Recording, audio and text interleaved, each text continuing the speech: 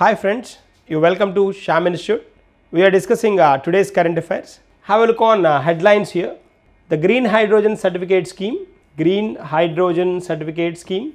Prime Minister of Trinidad and Tobago, new Prime Minister. And then the Khel Ratna Award, recently announced to two persons. Then that is supposed to give before last year, but then they did not receive that. That's the reason.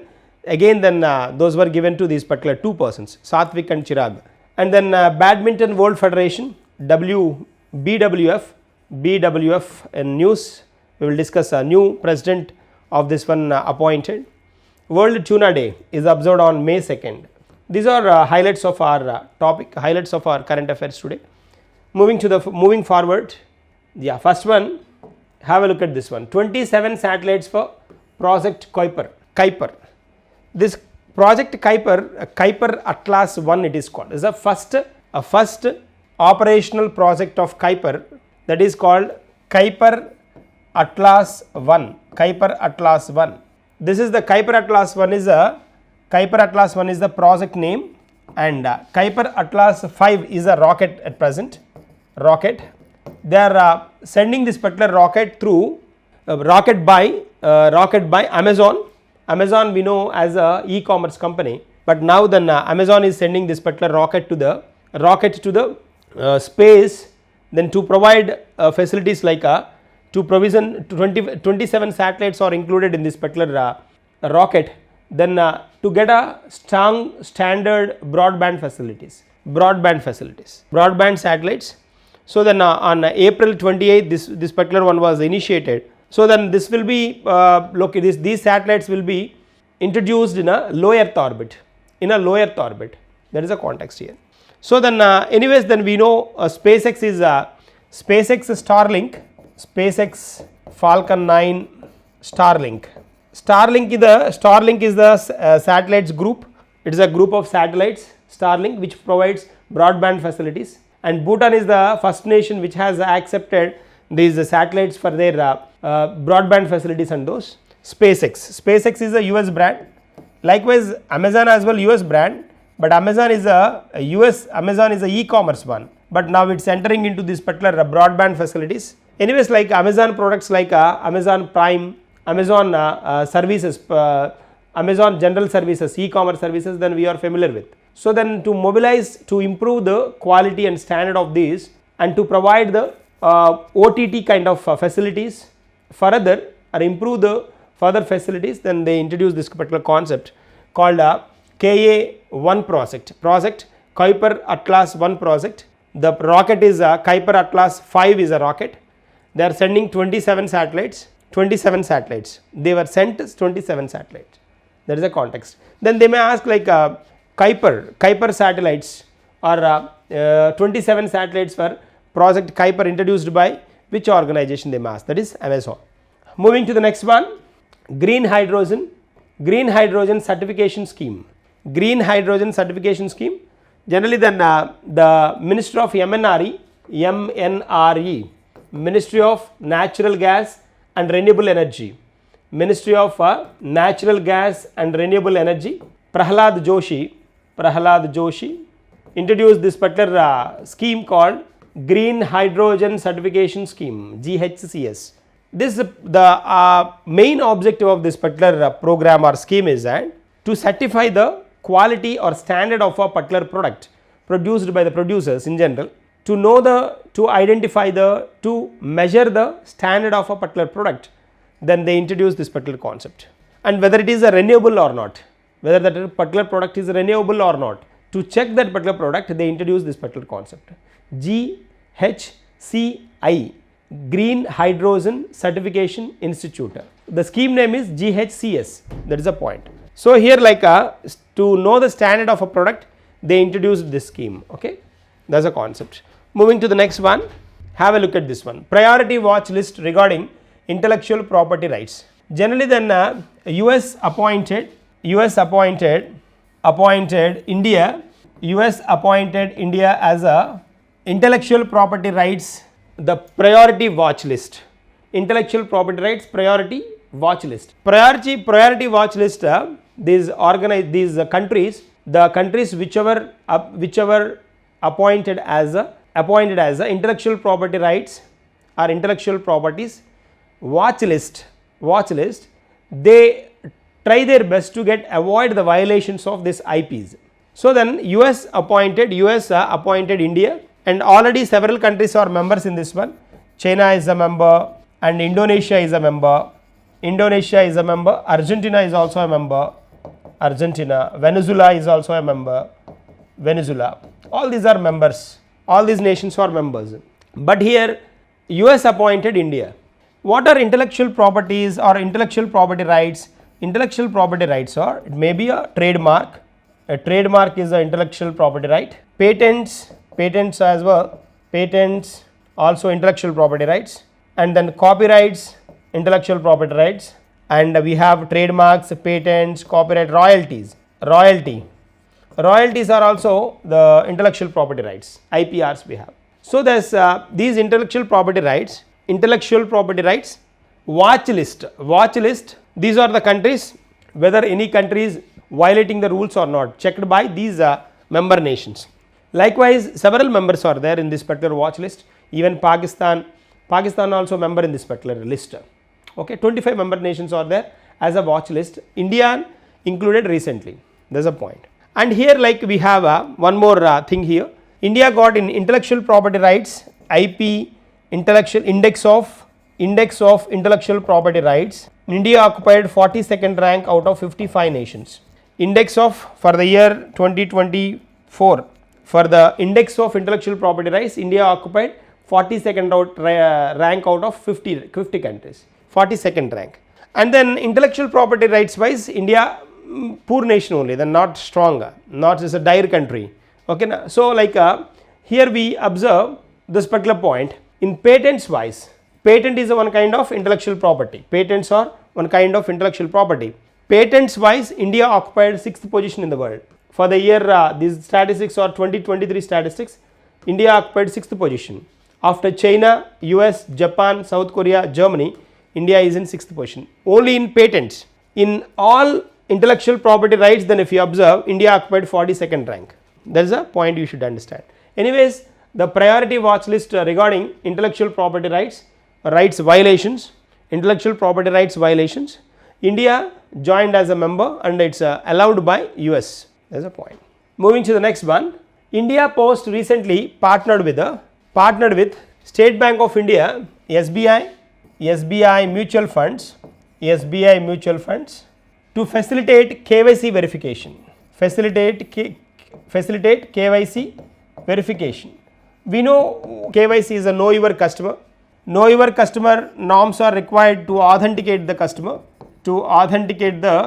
one way, and then to avoid or to minimize or to control these KYC norms are required to control the antisocial activities one way, and the another one is that these KYC are required to curb the money laundering activities. Money laundering means control the black money. So to control black money is called money laundering, or transferring black money through illegal channels is called money laundering. Black money through illegal channels, moving this black money from one channel to another channel is money laundering. So this is the purpose of KYC. But like with this particular India Post joined hands with the State Bank of India mutual funds to provide this KYC verification doorstep KYC verification facility. So then the people from State Bank of India mutual fund and then India Post, they reach the house of a person and then they take the verification, KYC verification. That's a concept. So then India Post joined hands with SBI mutual funds to give KYC verifications on doorsteps, to bring these to the doorsteps. Moving to the next one, the Prime Minister of Trinidad and Tobago. Trinidad and Tobago is a North American nation. Trinidad and Tobago, we call simply it's a TNT, Trinidad and Tobago. She is the person elected as a prime minister, new PM of TNT. She is called Kamala Prasad Besisar. Kamala Prasad Besisar. She is a prime minister now, and then this is her second term prime minister.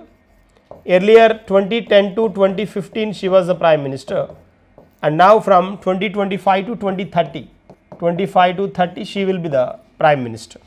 So then the speciality is that India has got very good relations with Trinidad and Tobago, and most of the 60% of the people in Trinidad and Tobago are Indian origin people. Even then you can look at their name, Kamala Prasad, maybe her father name. So then generally they adopt their father names in general. So likewise then we heard about Kamala Harris. Yeah, in US elections, who competed with Trump is called Kamala Harris. She is also Indian origin. Women. So likewise Kamala Prasad Besisar as well as women Indian origin. And then second term, this is the second term, then she became the prime minister. And the speciality is that she was the chief guest for India. Pravasa Bharati Divas, PBD, India's Pravasa Bharati Divas. Pravasa Bharati Divas is a occasion where like the day which is observed on January 7th to 9th, which is considered as a special day, because in 1915 Mahatma Gandhi returned from South Africa on that particular day to India. That is the reason then we bring a chief guest from Indian origin people from other nations, and then we will conduct those Pravasa Bharati Divas. Okay, that is a part. So Pravasa Bharati Divas chief guest, that was the 10th Pravasa Bharati Divas, which was observed in 2012. For 10th Pravasa Bharati Divas she was the chief guest.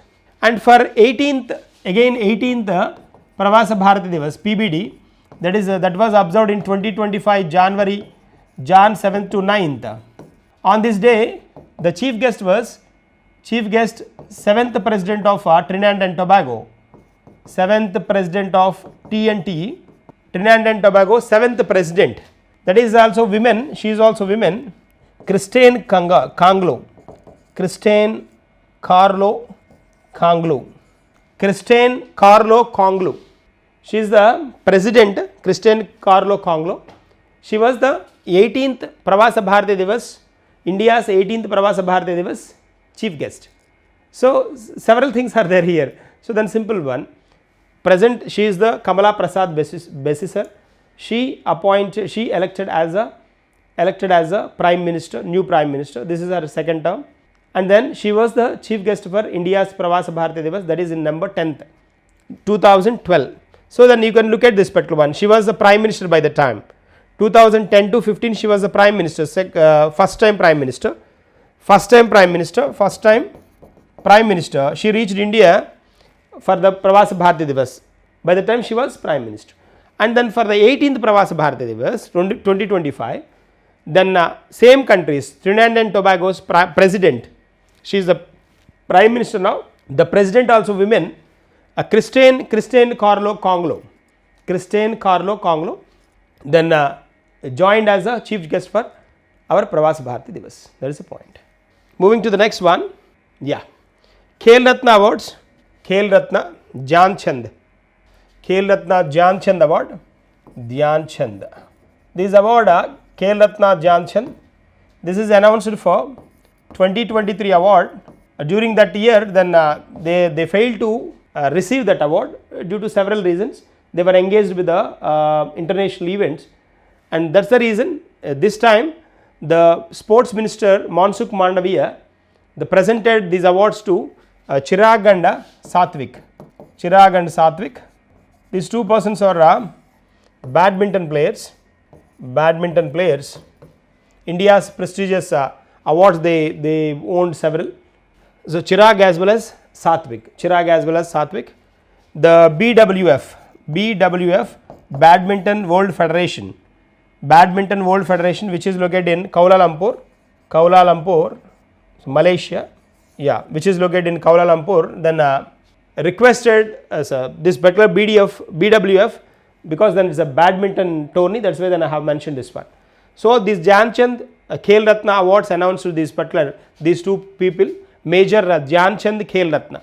This is called as earlier it was Khel Ratna awards, right now they are calling these are Major Dhyanchand Khel Ratna awards. Khel Ratna awards. So Dhyanchand we are very familiar with. Dhyanchand is a famous hockey player, and then his birth anniversary August 29th we observe as August 29th. Dhyanchand's birthday we observe as a National Sports Day. National Sports Day. August 29th. NSD, National Sports Day, August 29th. Dhyanchand, Major Dhyanchand. Okay, there is a point here we have. So moving to the next one. Yeah, Girija Vyas. Girija Vyas passed away. She is a very eminent leader of Congress party. She is a Congress party leader. She was a minister as well. Minister and Women Commission chairman, Women Commission chairperson as well. She worked as a Women Commission chairperson during 2005 to 8. Girija Vyas, political leader, famous political leader from Rajasthan. She was 3 times member of parliament and 2 times MLA.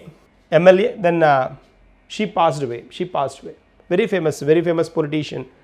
At the age of 79 she passed away, and then last month March 31st then she was wounded with this particular fire accident, and then that is she joined immediately in a hospital, and then finally then she passed away in April month. Okay, that is one.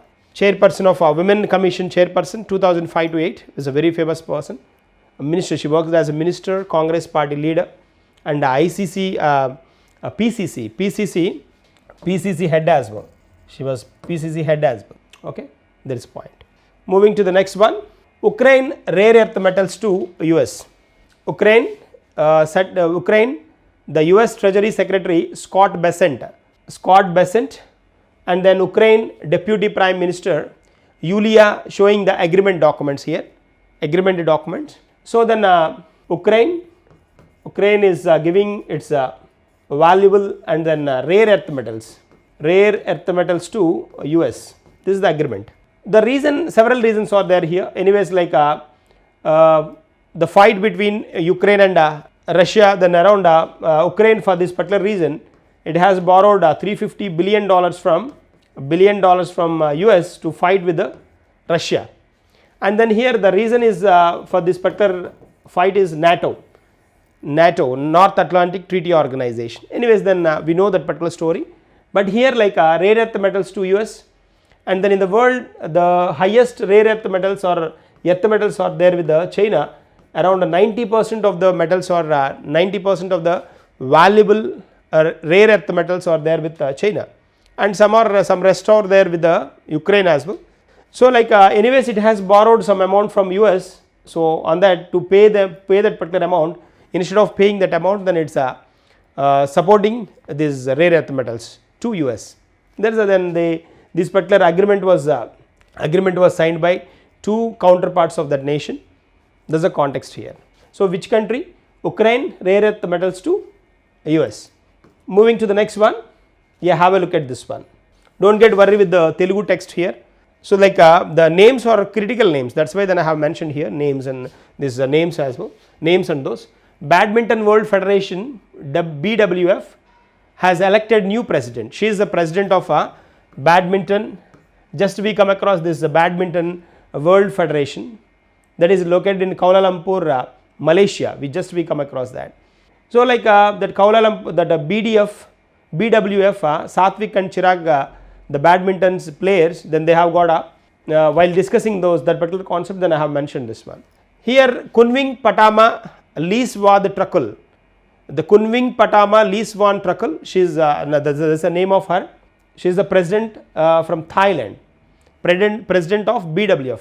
Simply then you can remember her name as a Patama Leeswad Truckle, and then she is the successor of Paul Erik Hoyer of Denmark. So Patama is the successor of Paul Eric Hoyer, and then she is the second woman. She is the second women president of BWF. The first president was Lu Shengrong. Lu Shengrong, first women president of this particular federation from 1993 to 2001. So like if you observe this particular one, and in addition to she is the president anyways, she appointed as a president, and the deputy president, if you observe, deputy president this time Etina Dobayas joined as a deputy president from France. She is from he is from France. And the first president of BWF we discussed, Lu Shengrong from China, and she is the first woman president of BWF, and at the same time first person from China to become the head of first women from China to become a head of this one. That's the point. And then anyways, like we know, BWF headquarters located at Kuala Lumpur, Malaysia, and in the 86th meeting of annual general meeting which was held in Xiamen of China. 86th BWF annual general meeting was held at Xiamen of China on 26th April. On that day they finalized her name. Okay, that's the point. Moving to the next one. Yeah, World Tuna Day. Tuna is a famous fish anyways, we know. This day is observed and announced by the United Nations organization, and May 2nd we observe as a Tuna Day. So the important role of tuna in the oceans and the global economy, because then for Japan, countries like Japan, this is the main source of income. It's a high-end economy. Technology one way for them, and then these fishes as well. They cost around lakhs of rupees. So economy wise, then they are very special, tuna fish. And then they weight around 30 kgs, 40, 50, 100 as well. That's the reason then it plays a vital role in the economy of a country. And the tuna is one of the most popular fish in the world, and is consumed by the millions of people every single day. Millions of people every day. That is the specialty of Tuna. That's the reason the UNO mentioned May 2nd as a Tuna Day. And the theme for the year 2025, if you observe, our ocean, our tuna, our future. This is the one. This is the theme. Moving to these are the current affairs for the day. We will meet in tomorrow's session with the continuation of this one. Thank you and all the best.